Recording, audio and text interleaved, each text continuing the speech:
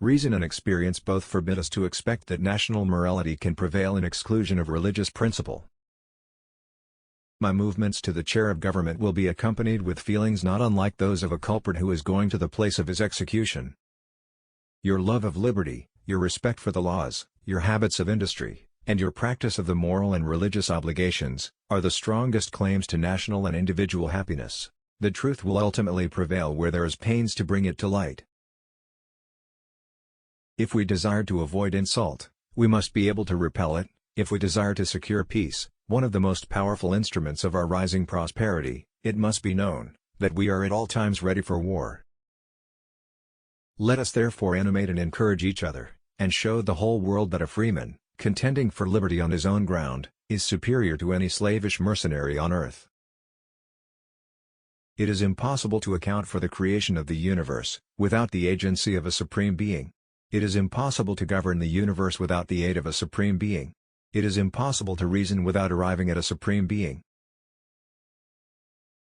Happiness depends more upon the internal frame of a person's own mind, than on the externals in the world. We should not look back unless it is to derive useful lessons from past errors, and for the purpose of profiting by dearly bought experience. True friendship is a plant of slow growth, and must undergo and withstand the shocks of adversity, before it is entitled to the appellation. The turning points of lives are not the great moments. The real crises are often concealed in occurrences so trivial in appearance that they pass unobserved. Gentlemen, you will permit me to put on my spectacles, for I have grown not only gray, but almost blind in the service of my country. The time is now near at hand which must probably determine whether Americans are to be freemen or slaves, whether they are to have any property they can call their own, whether their houses and farms. My brave fellows, you have done all I asked you to do, and more than can be reasonably expected, but your country is at stake, your wives, your houses and all that you hold dear. You have worn yourselves. By the all-powerful dispensations of Providence, I have been protected beyond all human probability and expectation, for I had 4 bullets through my coat, and 2 horses shot under me, yet escaped unhurt.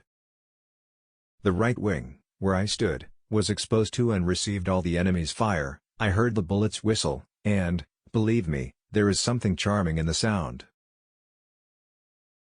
If we desire to avoid insult, we must be able to repel it. If we desire to secure peace, one of the most powerful instruments of our rising prosperity, it must be known that we are at all times ready.